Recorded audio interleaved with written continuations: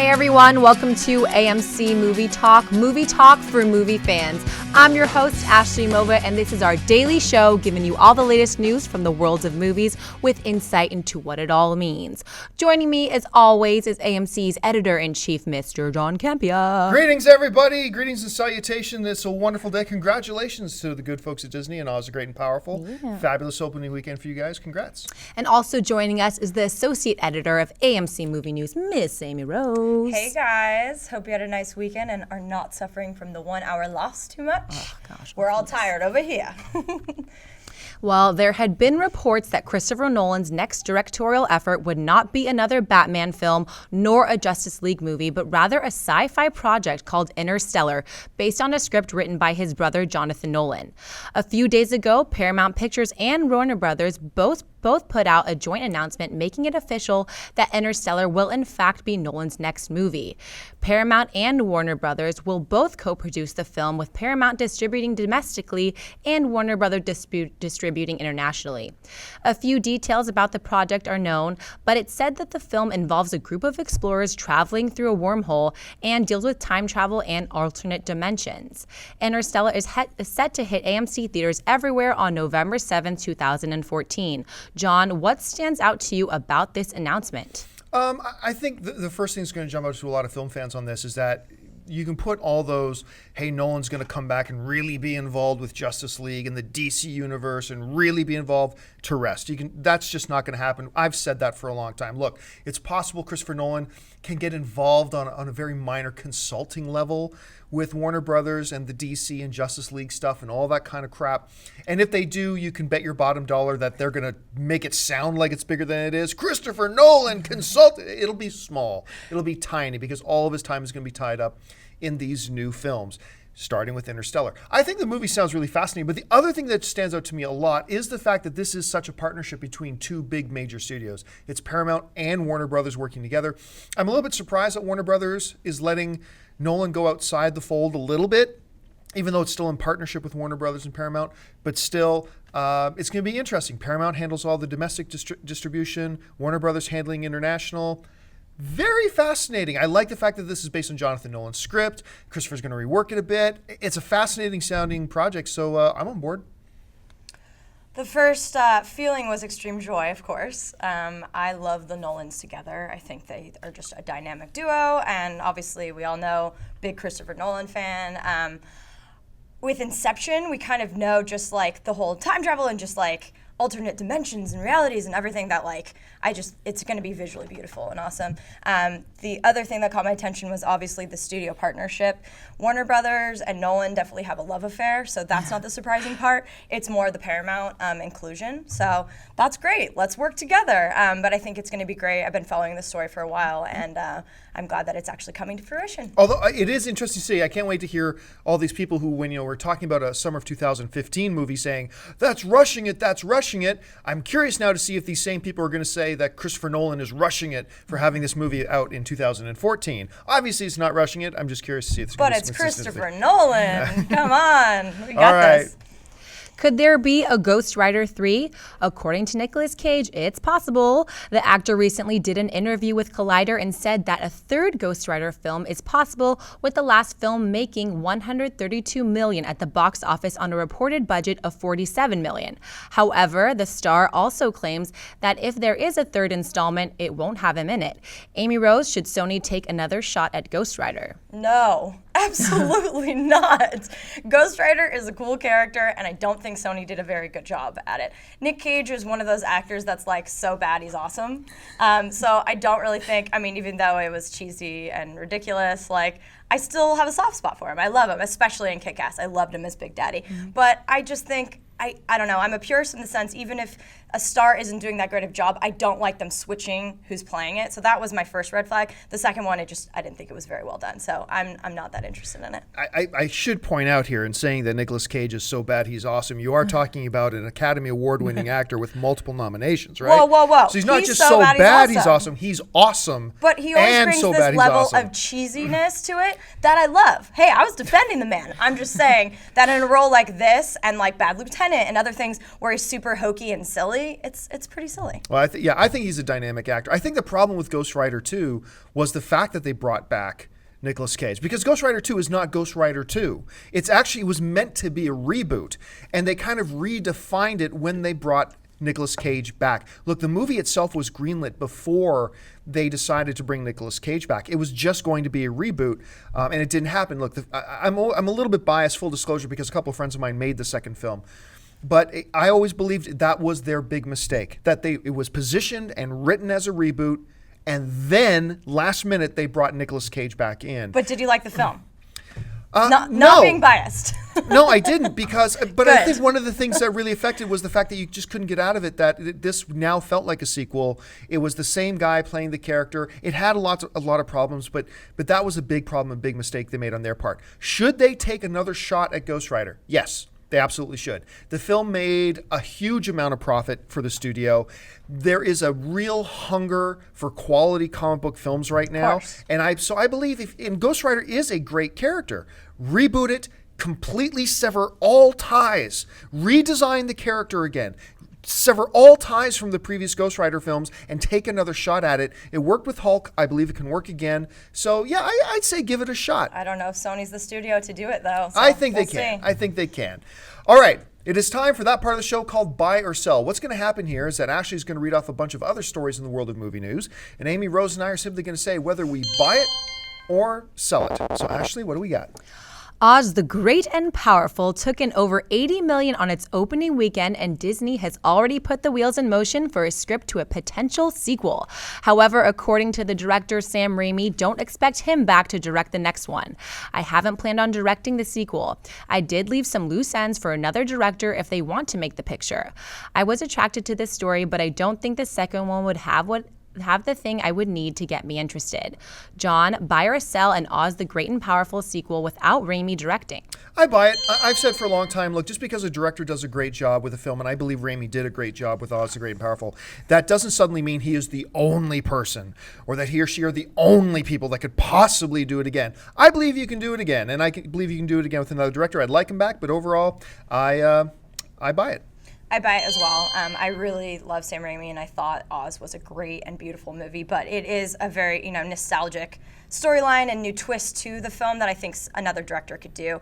And I really respect a director saying, I'm done with this, like Sam Mendes and Bond. I brought all the love I could to this picture, but I'm ready to move on. I don't think I have anything else here, so I respect that. Should be noted just quickly, too, at $80 million, Oz the Great and Powerful is now the third highest grossing March film of all time, just behind Alice in Wonderland and Hunger Games. So a really successful outing for Oz. Well played, Disney. Well played. Well done. The next installment of the Transformers franchise is set to hit AMC theaters on June 27th of next year. Director Michael Bay has already told us that the new film takes place 4 years after the events of Transformers 3 and that a new cast will fill the film. However, it looks like one of the original cast members may be back for at least a small part. In a recent interview, Josh Duhamel, who played military man William Lennox in each of the 3 previous films, said the following: "They're going younger. Michael said he wants to put me in it someplace. I don't know if he was just saying that because he had me on the phone and he felt obligated or what, but you know what? I got to do 3 of those. It changed my career. It changed my life getting to be a part of something that big. So I'm grateful for even doing the first 3 of them." Amy Rose, buy or sell Josh Duhamel in the next Transformer movie? Bye. He's such a nice, humble guy, and he's a fine actor. I don't think he's incredible, but as that character, Lennox, he's fine, so bye. Yeah, I'm going to buy it too. Look, everybody knows I wasn't thrilled with Transformers 2 or 3, but I like the idea that, look, if you're going to say this is the same universe and not a complete reboot, have something there to tie it together with the old films, and I think Joss is the perfect guy to do it. So yeah, I buy it. By any definition, the 2011 comedy Horrible Bosses was a hit. Made for a budget of $35 million and making over $209 million at the box office, there seemed to be little doubt that the studio would want a sequel. Now it seems it's coming. Reports have come out that Jason Bateman, Charlie Day, and Jason Sudeikis have all signed on for a Horrible Bosses 2, with Jamie Foxx currently in negotiations to reprise his role as well. John, buy or sell a Horrible Bosses 2? Buy! Contrary to a lot of my peers, I loved Horrible Bosses. I thought it was really fun and funny. There is nowhere left for this story to go because the horrible bosses are gone. Spoiler alert. But I want it because I love these characters. And I thought the chemistry between Day, Sudeikis, and Bateman was wonderful. So I'd love to hang out with those guys again. Bye. Same. Bye. It was a great surprise to me. It was quirky and interesting, and I loved the bosses, though. I mean, Jennifer Aniston needs to stop making rom-coms and do films like that. Yeah. She was so quirky and great, and I mean, Spacey and Farrell, they were great too, and Jamie Foxx should come back, so definitely bye. Among all his great films, perhaps director Danny Boyle's most celebrated film is his 1996 film Trainspotting. It's now being reported that Boyle indeed wants to make a sequel to the film for a 2016 release date, celebrating the 20th anniversary of the original film. In a recent interview, Boyle said the following: "This has been a long time coming. There's always been this long-term plan for Trainspotting 2. If John can produce a decent enough script, I don't think there will be any barriers to Ewan McGregor or any of the cast coming back. I think they'll want to know that the parts are good so they don't let anyone down. The reason for doing it again is that people cherish the original, people remember it or have caught up with it if they never saw it because they were younger. So you want to make sure you don't disappoint people. That will be the only criteria, I think." Amy Rose, buy or sell a Trainspotting sequel? Buy if Danny Boyle is doing it. I think he is one of the best directors out there. He has proven he can do any genre. 28 Days Later is like in my top 10 favorite films, but he can do anything. And as long as he's involved in the originals, I think it would be really great. I think it's an actual sequel that they could pull off. And it's been a long time. I'm gonna sell it. As much as I love Danny Boyle, and that is not a comment on how good I think the original Trainspotting was. Like I said for Horrible Bosses, that I want to visit these guys again. I don't feel the need to even visit these characters again. I thought Trainspotting was brilliant on its own. I believe it wrapped everything up, not just narrative-wise, but I felt like I said goodbye to the characters too. I felt like I was personally done with them. So personally, I don't want to revisit it. Of course, I'll be there opening day if they do it. But overall, for me, it is a sell. Okay, folks, we've come to that part of the show called Mailbag. Listen, if you've got a question or a comment or a topic you'd like brought up on the show, email us anytime, 24 hours a day at amcmovietalk@gmail.com. What we do is we take all these emails you guys send us, we pick out a few every day and read them on air. Ashley's got a bunch picked out. So Ashley, what's our first mailbag? Beto Sanchez writes, "Hey guys, I've been watching your show lately and I love it. I don't know if you guys already talked about this, but I was wondering if you guys think they should make a Star Wars Force Unleashed movie with Sam Witwer from Being Human, who plays the secret apprentice Starkiller in both games. What do you guys think?" As somebody who loves the game, and I know Sam, so it's kind of funny that you should hear Sam do his Emperor Palpatine impression. It's hilarious. Anyway, I don't believe Force Unleashed is a story that lends itself to a movie. The narrative works great in the game. I don't think it lends itself to a movie. But also with the new direction they seem to be going with Star Wars, they don't seem to have a lot of interest in going back to the exact same time frames of the old films, and that's where Force Unleashed happens. It happens in between, the major films. I don't think they want to go back to that time period, so I don't think it will happen. And personally, I don't think it should happen. Amy Rose? Yeah, I do agree with you. As much as like Star Wars, anything, and the game is awesome, but yeah, I agree. I think we're going to focus on Episode 7 right now and see how beautiful that universe comes. Eric Magia writes, "Hey guys, I like watching you guys on YouTube because I love getting details and news on movies and actors. I just wanted to ask, do you guys think there will ever be a Call of Duty movie? If so, how would you guys feel about it? Also, I heard rumors that an Assassin's Creed movie is being planned. Is that true?" Starting with Call of Duty, no, it wouldn't make a good movie at all. I don't play a lot of Call of Duty. I've only played it a few times, but trust me, I've sat in the man cave with my buddies who play it like 12 hours at a time, and it's like, okay, guys, this happens. 5 hours of shooting. Okay, now this happens. 5 hours shooting. There's no narrative to that game. There's none. It's just guys running around shooting. It doesn't set itself up well for a movie, so no. On the Assassin's Creed front, yes, a movie is coming. It has been greenlit. It's going to be produced by Magneto himself, Michael Fassbender, who apparently is also going to star in the film. There were some other details that came out that I can't remember off the top of my head. Personally, there's a lot of narrative to Assassin's Creed for a video game, and therefore I believe it's set up that it could potentially be quite successful, and especially when you got a guy like Fassbender attached. So, Amy Rose, what are your thoughts on that? Of course there's a narrative to Call of Duty. All of these video games have great narratives. Otherwise, what's the point of leveling up and trying to beat it and going through all these missions and everything? Of course there is. It's one of my favorite FPS games. would I want to see a movie of it? Sure, I think it'd be interesting. I do think there are other games like Assassin's Creed, Halo, Portal that lend themselves a little better to a film, but I do think that there's enough that they could do it. And Assassin's Creed's going to be great. Michael Fassbender, it's going to be really great. Okay, now go to Moscow and get the nuclear launch codes. Well, That's not narrative. How about, That's not narrative. How about in zombie mode with the zombie Nazis? That would be epic, just saying. Gregory writes, "Hi, I love the show. Sigourney Weaver is my favorite actor, and I read she would like to do an Alien 5 and was going to happen years back, and Fox backed out and did AVP. Do you think it's too late to revisit the world of Ripley and the aliens at least one last time for a final showdown installment? I think the fan base is still there and could be awesome if made right. Maybe with James Cameron and Ridley Scott at the helm." Amy Rose, want to take this one? I mean, I just don't think they should do it. I mean, first of all, Prometheus was supposed to be, a tip of the hat, associated with aliens, blah, blah, blah. We all know what happened there. I mean, I think the majority that it really fell below my expectations. Visually it was stunning, but I wanted to love it. The original Aliens, fantastic. But we all saw what happened with Alien Resurrection. We all saw what continued to go down the pipeline. So I kind of feel like if they want to do another Aliens film, without this franchise, that might be better. I am a diehard fan of this franchise, but I don't really think we should touch it again. I think that's dangerous. Yeah, no, it'll never happen. I don't think the fan base is still there, quite frankly. We're here. We are here.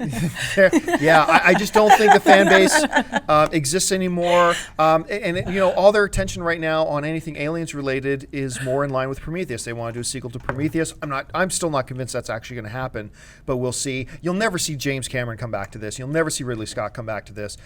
So no, I don't think it'll happen, and I'm with Amy Rose. I don't think it should happen. James Beasley writes, "Whenever a popular movie, i.e. Avengers, comes out, it seems as though there are always a select few people who hate on it just because it's a popular movie. Why is there such a temptation for people to hate on a movie just because it's popular?"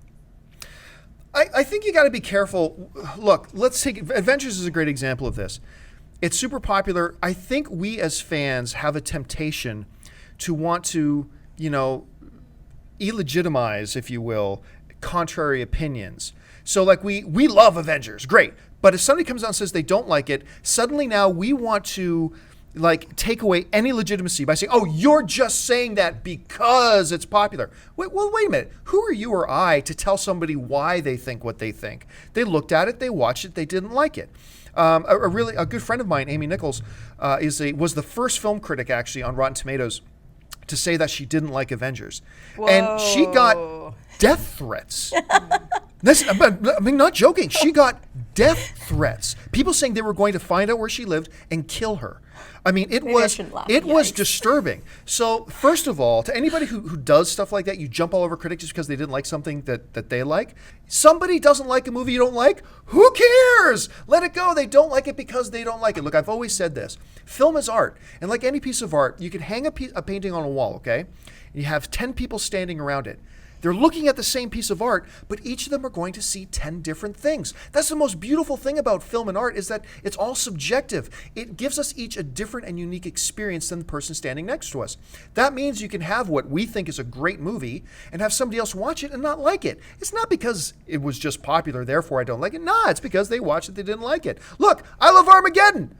I like the movie Armageddon, okay? And I know I'm completely the minority. Damn! But when I watched it, it created that experience for me that made me really enjoy it. And that's different than my friends. That's fine. There are movies that I didn't like. I don't want to close my eyes. Yeah, exactly. But I mean, we want to be careful not to just tell people why they don't. Look, it's okay that you loved Avengers. I loved Avengers. Just because somebody else didn't, that doesn't lessen our experience with it, and it doesn't lessen the Avengers or how great it was. It just means somebody else watched and they didn't like it. We don't have to subscribe or ascribe false reasoning on other people's thoughts. Amy Rose, any thoughts? Yes, absolutely. I think it all comes down to expectations. If you hear the best movie of all time, the best comic book movie, it already puts this pressure against it. So people go in with sky-high expectations. Yeah. We loved Avengers. I've seen it way too many times. I probably shouldn't even talk about it. But that's what it comes down to. I remember Something About Mary. I saw it last, like months after, and everyone's like, best comedy of our generation. And then I saw it, and it fell a little short to me because the expectations were so out of this world. So, and then I watched it again with lower expectations of like, this is a great movie. So I just really think that comes down to it. And as John mentioned, I mean, it's very true. Opinions and critics, that's purely all it is. It's an opinion. And art, however it speaks to you, it doesn't mean it's wrong. So I completely agree with that. And a lot of people get in, big heated debates like, you're stupid, that movie sucked. It doesn't make your opinion less valid that you didn't like it, or my opinion less valid that I liked it. It just means that we have diversity and difference in opinions, which is a beautiful thing. That's why there's so many different pieces of art and music and film being produced, and it's going to speak to some people and not others. So I definitely think it's just the expectations factor and the fact that we all see things differently. Good for that. I would hate if we were all the same. All right, folks, listen, we've run out of time. But listen, before you do anything else, stop what you're doing.